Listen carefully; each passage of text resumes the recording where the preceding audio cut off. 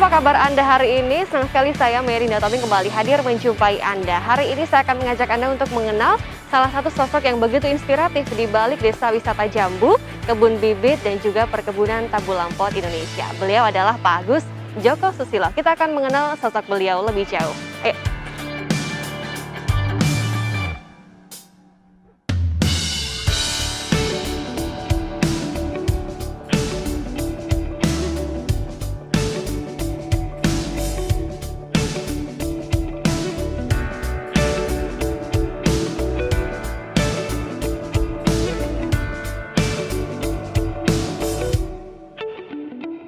Pak Agus, Assalamualaikum. Halo, Waalaikumsalam, Meh. Habis ngapain Pak? Masih sibuk? Iya, ini tadi habis ngecek-ngecek kondisi di Oh jalan. iya, ini salah satu cottage di sini ya pemirsa ya. Pak Agus, saya mau ajak pemirsa di rumah untuk bisa ngobrol dengan Pak Agus, terus juga melihat berbagai kisah inspiratif dari Pak Agus, bisa ya? Siap, Kita ngobrol di mana yang enak Pak? kita ngobrol di Villa Avocado. The Villa Avocado? Ya. Oh baik, kita ke sana Pak. Ya. Ya. Bentar, Meh ya. Iya Pak.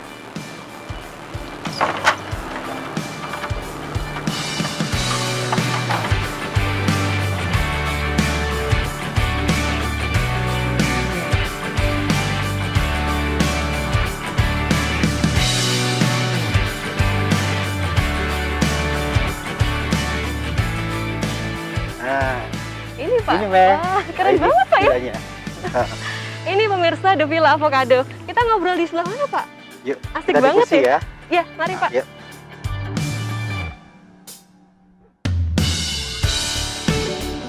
Ya pemirsa, kali ini saya sudah bersama dengan Pak Agus Joko Susilo. Pak Agus, apa kabar hari ini? Ya, sehat, Meh.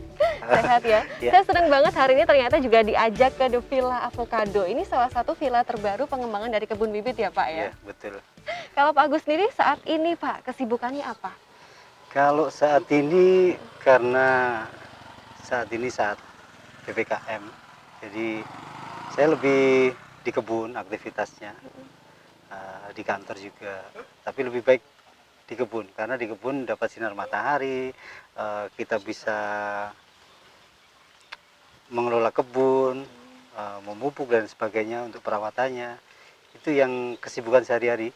Iya Pak, banyak aktivitas fisik ya, supaya Iya. menyehatkan kita di masa-masa sekarang. Tapi kalau kita bicara sekilas tentang ada pandemi, kemudian juga PPKM, ini berdampak nggak sih Pak untuk perkebunan dan juga hasil-hasil panen di bisnis seperti ini berdampak nggak? Atau justru nggak ada dampaknya, malah Iya. aman-aman saja? Saat ini saat PPKM, jadi untuk di tempat saya itu salah satunya adalah desa wisata yang kita menjual potensi-potensi yang ada spot-spot, salah satunya ada sungai sejuta ikan, ada taman baca masyarakat, ada wisata menanam padi, angon kebo, guyang sapi, dan lain sebagainya. Tapi yang karena saat ini masa pandemi, kita lebih menguatkan untuk berkebun. Karena saat-saat pandemi seperti ini, orang lebih baik stay at home, lebih banyak di rumah, dan kita menawarkan produk-produk kami, produk-produk kita sesuai kebutuhan mereka. Jadi mereka lebih asik berkebun, lebih asik manas, dan lain sebagainya. Jadi alhamdulillah, Meh, untuk PPKM masa-masa pandemi seperti ini, untuk secara keuntungan malah justru ada peningkatan. Gitu Pak ya, kalau di dunia perkebunan Iya, ya. iya. Jadi artinya banyak juga orang yang datang ke sini untuk membeli bibit begitu. Membeli bibit dan juga kita via online, kita kirim bibitnya karena mereka di sana di rumah juga inginnya berkegiatan di kebun jauh dari keramaian orang gitu. Iya, namun sebelum kita berbincang banyak tentang perkebunan yang Pak Agus miliki, sebelum ke situ Pak Agus ini kan juga terkenal dengan di balik adanya desa wisata Jambu, ada sosok Pak Agus, di balik kebun bibit yang luar biasa dan sekarang sudah ada villanya, juga ada Pak Agus. Apa yang memulai atau mendasari punya ide dan inisiatif untuk bisa mengembangkan potensi di desa Pak? Nah, Awal mulanya awal seperti apa mulanya, ceritanya dulu? semenjak 7 tahun yang lalu, saya berpikiran bagaimana mengembangkan untuk menguatkan dan membranding desa Jambu itu sebagai desa wisata. Itu awalnya. Karena di desa Jambu itu tidak punya potensi yang besar, tidak punya gunung, tidak punya hutan, tidak punya situs, tidak punya laut, tapi kami berusaha menciptakan sebuah potensi yang ada sesuai dengan kearifan lokalnya itu. Jadi kita mengkrit bagaimana masyarakat di luar sana juga secara pengakuan dia mengakui Desa Jambu sebagai desa wisata. Memang yang kita jual, kita lebih ke konsep edukasi. Contoh berkebun, mulai perawatan, mulai perlakuan apa-apa saja, mulai wisata petik kelengkeng, wisata petik jambu, wisata petik alpukat, itu kita siapkan. Oh, di konten edukasi Pak ya, Konten lebih edukasi, dimaksimalkan. ya. Jadi artinya meskipun desa wisata di Jambu sebenarnya tidak memiliki apa ya potensi yang bawaan dari alam, tapi setidaknya sebenarnya kita bisa meng-create. Bisa. Ini yang luar biasa Iya. karena tidak semua orang punya keberanian seperti itu. Iya. Dulu ketika awal merintis membuat desa wisata Jambu, apa sih Pak susahnya, dukanya? Susah dan dukanya itu saya dianggap orang nggak lumrah. Artinya saya membuat branding desa wisata Jambu, padahal desa saya tidak punya air terjun, tidak punya apa-apa. Jadi ya dianggap orang gila lah. Ya, orang nggak yakin mana nggak bisa yakin. gitu kan Pak. Masyarakat kami semuanya dan teman-teman saya semuanya desa wisata Jambu opo, desa wisata tidak punya apa-apa kok dibilang desa wisata. Nah dari situlah semangat saya, keinginan kuat saya untuk benar-benar menjadikan sebuah desa Jambu yang biasa menjadi sebuah desa wisata yang menurut mereka saat ini juga sudah menjadi luar biasa. Tentu dulu merintisnya susah payah dan ternyata juga banyak orang yang awalnya tidak percaya begitu Pak Tidak ya. percaya Pada akhirnya karena gini waktu saya mengawali desa wisata, salah satunya saya membuat wisata edukasi menanam padi. menanam padi. Dari anak-anak saya menguatkan promo itu lewat sosial media, datanglah dari Jakarta pada waktu itu. SD Jakarta Mampang Selatan. Justru dari luar daerah Iya, ya Pak banyak ya, yang dari jauh-jauh ke sini ya. jauh-jauh. Itu 2 bis. Kita jemput ke bandara pakai bis, 2 bis ke sini. Saya keliling di desa itu ngajak anak-anak jalan kaki lewat pematang sawah dengan menyanyikan semuanya. Desaku yang ku cinta. Menarik Itu sekali ya Pak saya ya. keliling, habis itu kita masuklah ke edukasi tentang menanam padi. Nah, dari situlah orang menganggap saya itu tidak waras. Karena saya waktu itu belum punya kader-kader, belum punya... Masih sendirian ya, Ya, Pak ya, masih melakukan sendiri. itu semua. Iya. Wow. Itu perjuangan awal saya. Alhamdulillah sekarang saya sudah punya kader-kader untuk penerus. Kalau saat ini sudah berapa kader Pak yang ikut mensupport dan juga ikut mengelola desa wisata Jambu sendiri? Ini kader yang pelaku desa wisata itu ada 9. Kalau semuanya yang tergabung dalam desa wisata ada sekitar 200 orang. Luar biasa. Meskipun pada awalnya banyak yang melakukan penolakan dan nggak percaya Pak ya, tapi Betul. ternyata Pak Agus dengan tetap gigih, tetap kekeh dan semangat, akhirnya bisa sampai Bisa. sekarang terus berkembang. Kalau saat ini di desa wisata Jambu sudah ada apa saja Pak yang dikembangkan di sana? Kita sudah punya 21 paket wisata edukasi yang kita jual. Bahkan dari luar negeri juga sudah datang ke sini, dari Kalimantan juga banyak yang wisata edukasi. Dari 21 wisata edukasi itu kita menawarkan, kita jual apa-apa saja yang menarik yang mereka beli. Itu kita menjual desa wisata Jambu ini, kami menjual paket. Jadi bukan menjual tiket. Jadi ada 21 paket wisata yang kita jual. Terserah mereka mintanya apa. Apakah dia minta segmen anak-anak edukasi membuat yogurt, edukasi taman baca, edukasi menanam padi, guyang sapi, angon kebu, mandi di kali, di sungai sejuta ikan.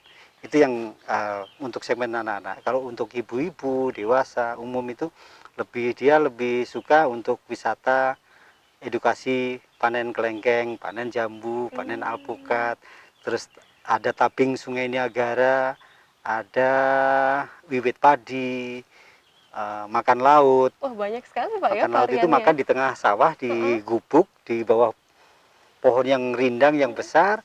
Ibu-ibu dari warga masyarakat kami pakai pakaian tradisional, pakai pakaian Jawa, pakaian deso, ngirim pakai rantang. Itu nikmat dan asik gitu bagi mereka orang-orang kota. Iya, iya, karena mereka nggak pernah menemukan suasana seperti itu gitu ya Nah, Pak ya. Jadi benar. artinya mereka pelaku yang ada di desa wisata ini adalah orang-orang desa, orang-orang masyarakat dari Pak Agus begitu Iya, ya. iya betul. Dari Jadi warga artinya masyarakat Jambu. sebenarnya apa yang Pak Agus rintis selama ini sebenarnya juga buat mereka gitu kan. Tujuan besarnya itu. Tujuan besarnya itu.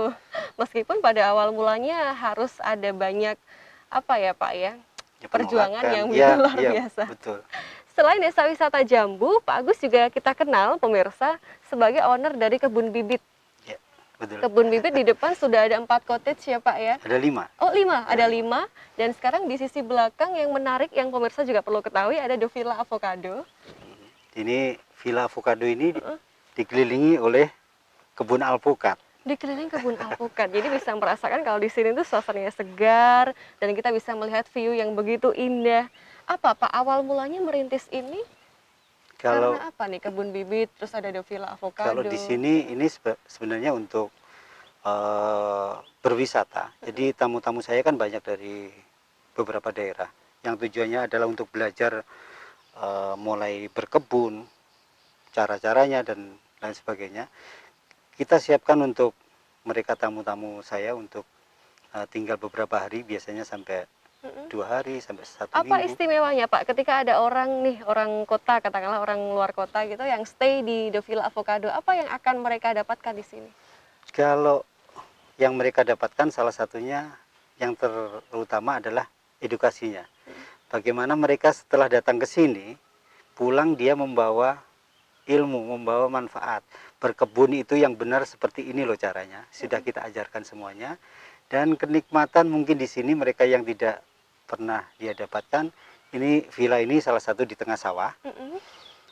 Suasana saat pagi hari enak banget, burung-burung juga berkicauan, Asri sekali Pak ya. asri. Mm-mm. Kalau malam juga ada suara kodok, suara jangkrik dan lain sebagainya Yang nggak ada di kota. yang nggak pernah ada di kota. Memang itu yang kita tawarkan, kita jual. Bagaimana ketika orang-orang kota itu selama ini tidak pernah mendapatkan hal yang seperti itu, tapi di Desa Wisata Jambu mereka mendapatkan hal yang baru. Nah, menarik sekali Pak. Nanti rencananya The Villa Avocado ini akan menambah berapa unit Pak Ya, totalnya? insya Allah nanti kita sambil berjalan. Semoga semakin banyak ya Pak ya. Amin, amin. Kalau selama ini untuk media promosi akhirnya ternyata banyak juga orang-orang luar kota, bahkan tadi dari Jakarta bisa sampai datang ke sini. Dari Singapura juga sudah Dari pernah Singapura rombongan ya. juga. Karena saya sudah pernah pameran di Mm-mm. Singapura juga bersama teman-teman dari Desa Wisata. Mm-mm. Kebetulan saya diundang oleh Bapak Menteri Pariwisata ke Jakarta dan berkesempatan diajak jalan-jalan ke Singapura bersama Pak Menteri Pariwisata. Luar biasa sekali Pak. Itu di tahun Jadi berapa Pak itu? Jadi 2 tahun yang lalu. 2 tahun yang lalu. Jadi saya berkesempatan untuk promo di sana. Alhamdulillah berdampak luas secara memperkenalkan Desa Jambu ke nasional dan internasional. Terbukanya peluang dan juga membuka pintu rezeki ya Pak Ya, ya. amin, Akhirnya amin. juga orang Singapura bisa datang ke sini. Selain itu juga media promosi selama ini menggunakan apa Pak? Saya ada YouTube, Mm-mm. YouTube-nya Desa Wisata Jambu Kediri, ada Facebook, ada Instagram. Itu yang kita kuatkan. Ya, selama ini Pak Agus tuh memaksimalkan semua platform yang ada Ya, gitu Pak ya. admin saya sendiri, bikin konten saya sendiri, edit saya sendiri. Super kreatif sekali Pak. Saya yakin Pak Agus ini kan sudah punya kesibukan yang begitu luar biasa, banyak sekali kesibukan dan juga bahkan masih sempat untuk bisa upload di sosial media, upload di YouTube. Bagaimana manage waktunya Pak? Padahal juga harus ada waktu untuk keluarga juga. Ya, jadi Gimana ngatur ya harus waktunya? kita bagi. Pagi ke kantor, siang ke kebun, sore di kebun. Saya lebih hampir setiap saat saya punya bikin, inspirasi untuk bikin hari konten. hari ini apa yang harus saya sampaikan untuk konten edukatif ke masyarakat. Bagaimana masyarakat itu lebih mengenal dekat dengan tanaman, bagaimana mereka mencintai tanaman. Kalau saya tujuan besar saat ini menguatkan menghijaukan bumi Indonesia. Mulia sekali Pak ya tujuannya ya. Ini yang menarik sekali. Jadi memang kita harus bisa memanage waktu dengan sangat baik ya Pak ya. Betul. Artinya keluarga juga harus ada porsinya, untuk Ya. bisnis juga ada, untuk memberdayakan masyarakat juga ada. Dari sekian banyak kesibukan yang Pak Agus lakukan, dari sekian lama Bapak juga merintis usaha sedemikian rupa, pernah nggak sih Pak ada rasa di titik lelah, ingin nyerah, merasa bosan gitu, pernah nggak Pak? Itu adalah hal yang biasa. Jadi ketika mood kita itu tidak apa ya di Mood kita lagi down gitu iya ya lagi Pak? down di titik yang paling bawah, saya juga berusaha untuk apa mengoptimalkan kembali. Artinya saya harus keliling-keliling ke kebun-kebun masyarakat, Biar semangat lagi kebun-kebun warga gimana Pak? desa saya. Mm-mm. Karena dari situlah saya belajar juga dari masyarakat kami, dari petani-petani, pembibit-pembibit kecil. Nah, dari situ saya jalan-jalan, akhirnya mereka punya eh, masukan untuk saya. Mereka punya, artinya itu tidak jedanya hanya sedikit banget, artinya waktunya hanya sedikit down itu, akhirnya tumbuh kembali.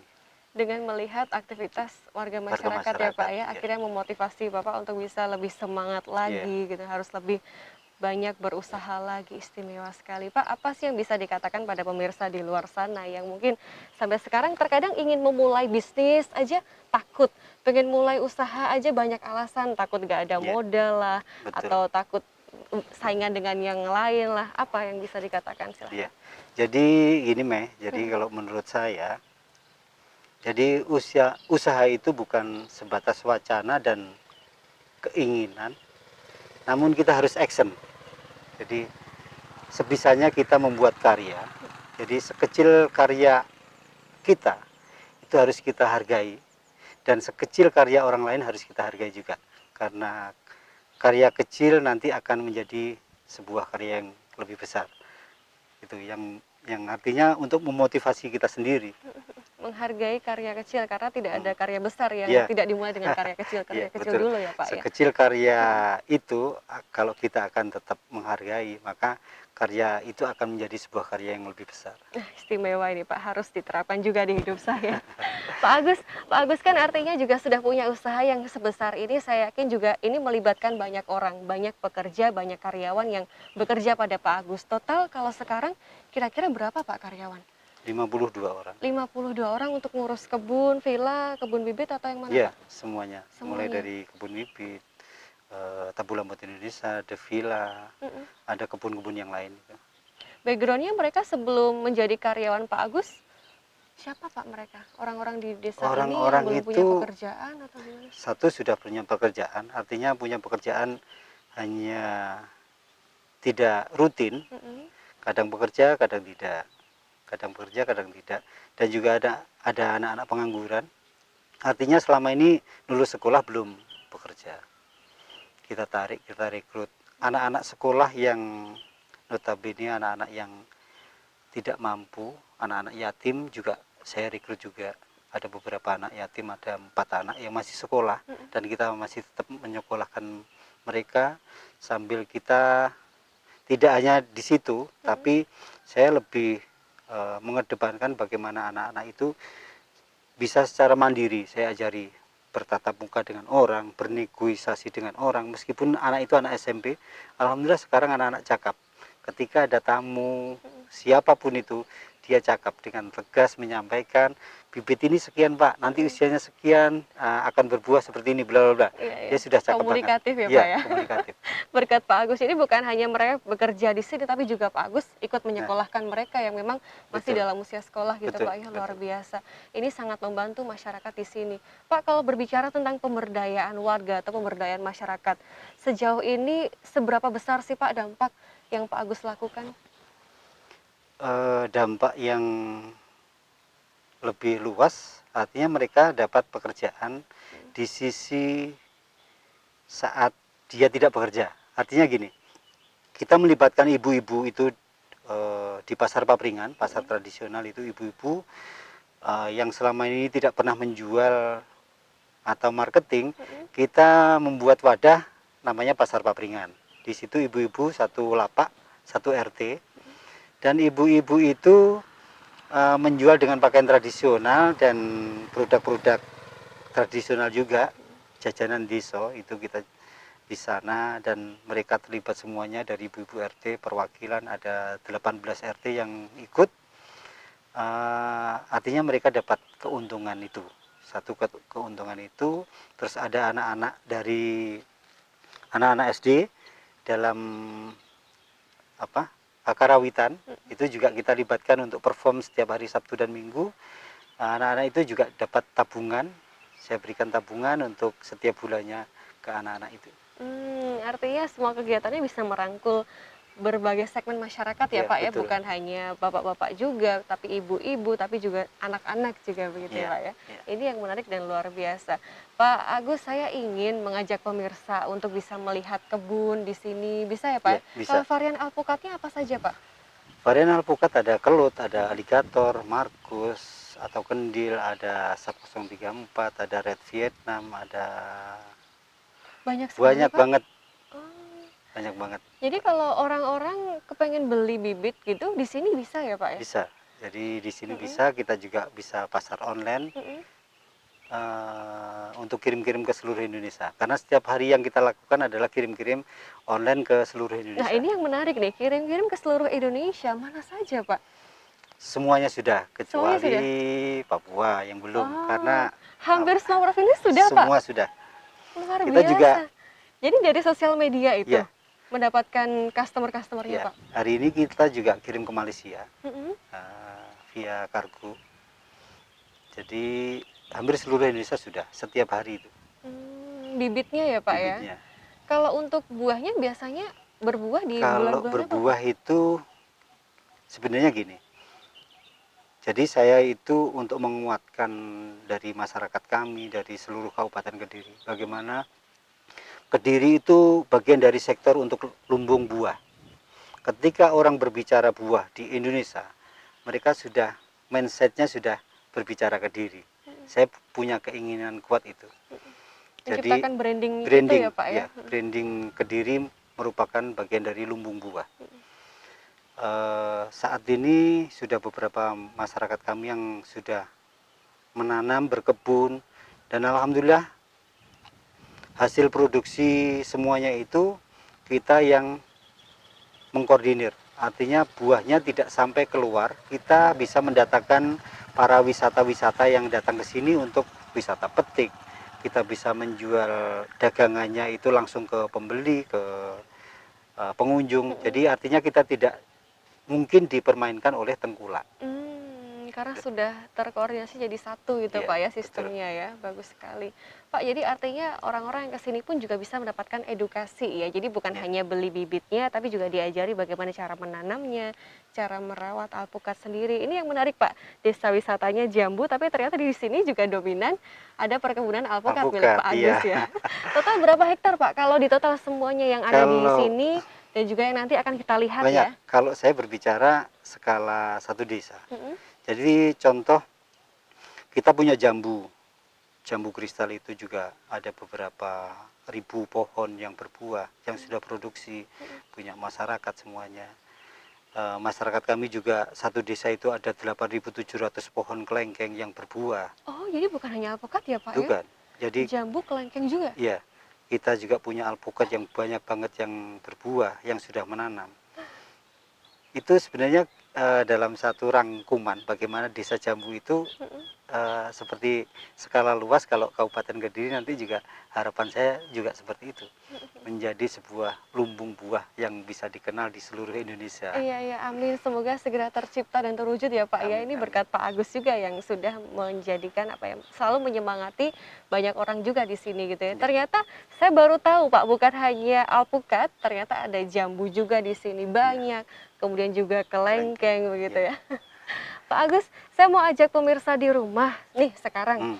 untuk bisa berkeliling di perkebunan. Iya. Yang mana dulu nih Pak? Yuk, Yang kita ke Tabulampot Indonesia. Tabulampot Indonesia. Nah, karena di sana itu ada salah satu wadah pemberdayaan masyarakat, di mana masyarakat kami itu membuat bibit mulai okulasi sampai merawat sekitar 2,5 bulan sudah kita jual di Tabulampot Indonesia, dan itu pasarnya ke seluruh Indonesia.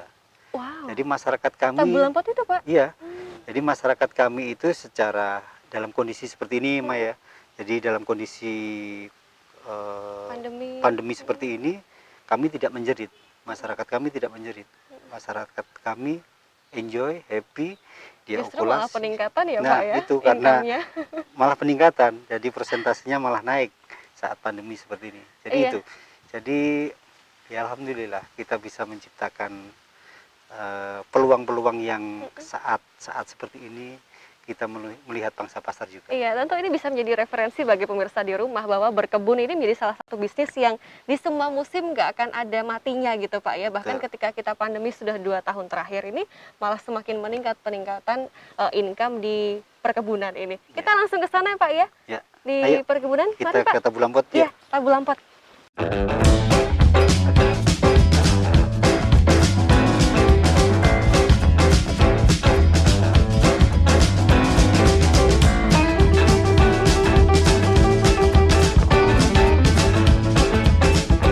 Nah, pemirsa kita sudah sampai di kebun Tabu Lampot Indonesia milik Pak Agus ya Pak ya. Ini luasnya sekitar berapa Pak? Ini luasnya 1,5 hektar. 1,5 hektar, wow. Tabu Lampot atau tanaman buah dalam pot ya Pak? Tanaman buah dalam pot. Jadi kita membranding Tabu Lampot Indonesia ini untuk memperkenalkan desa wisata jambu. Bagaimana orang-orang itu inginnya main ke sini dan baik belajar maupun untuk pembelian bibitnya. Karena bibitnya kan yang memproduksi dari warga masyarakat kami. Kita coba lihat ke dalam ya Pak ya. Yuk. Kita lihat seberapa luasnya. Ya. Sini Pak.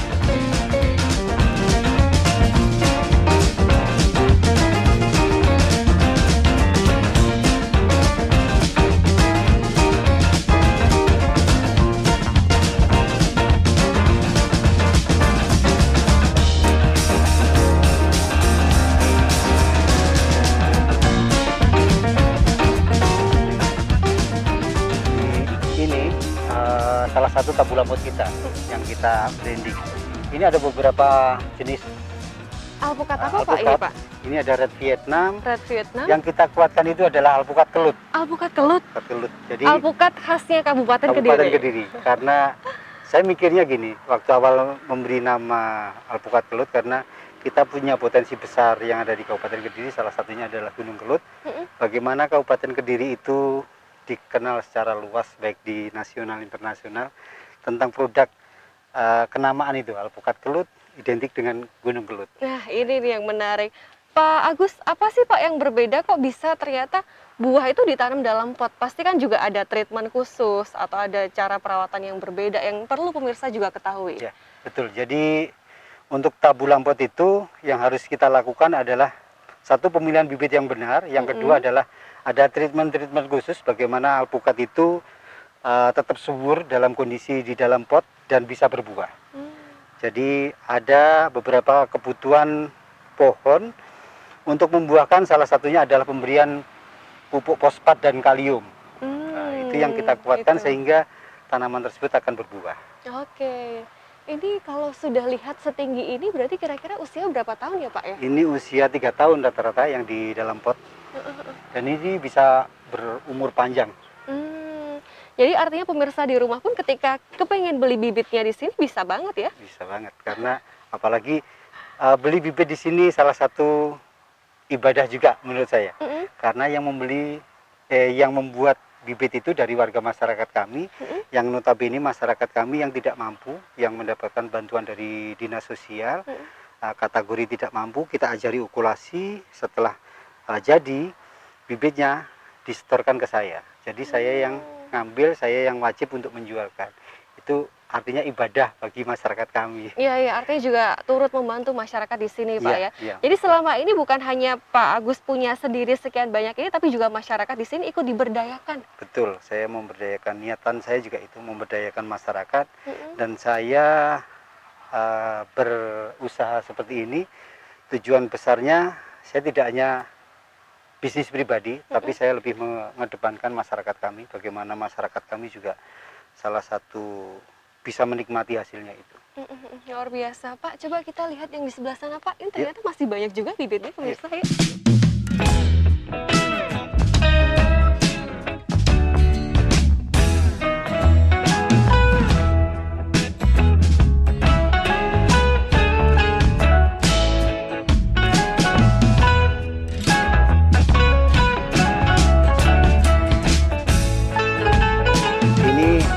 saluran airnya, ini kita sudah memakai teknologi tepat guna. Ini yang saya dari tadi mau tanyakan Pak, kenapa kayak ada selang-selang ini pipa-pipa, apa? iya. Oh, pipa-pipa. Jadi sepanjang ini 1,5 hektar ini kita memakai drip irrigation. Tujuannya adalah untuk memudahkan secara efisien waktu, efisien tenaga, seperti itu. Oke.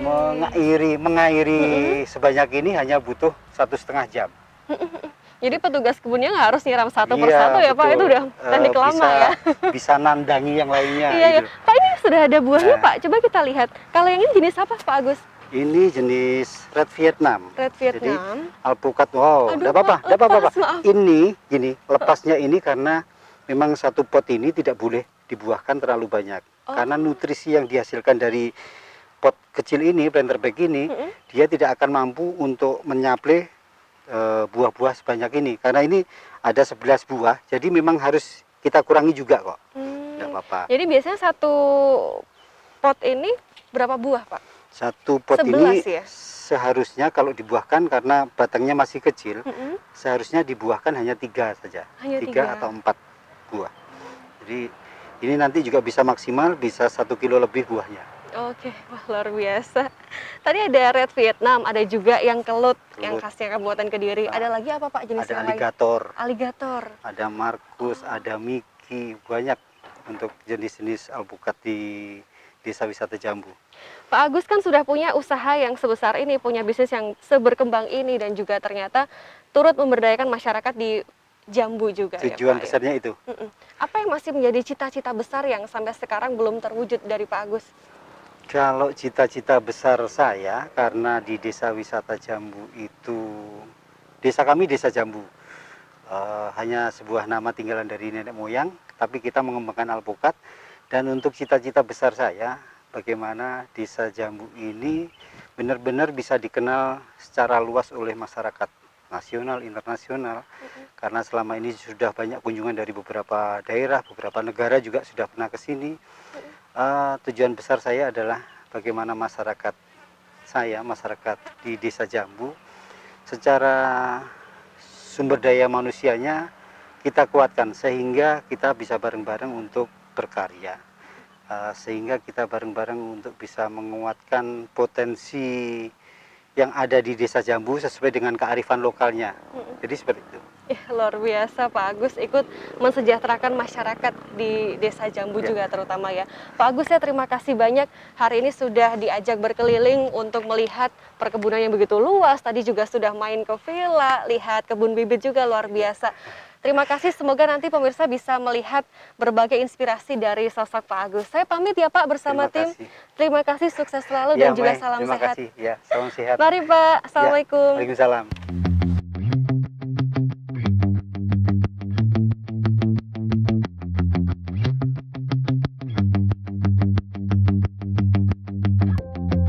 Pemirsa, dari sosok Pak Agus Joko Susilo kita belajar bahwa kesuksesan bukan hanya untuk diri kita sendiri, tapi orang-orang di sekitar kita harus merasakan manfaatnya.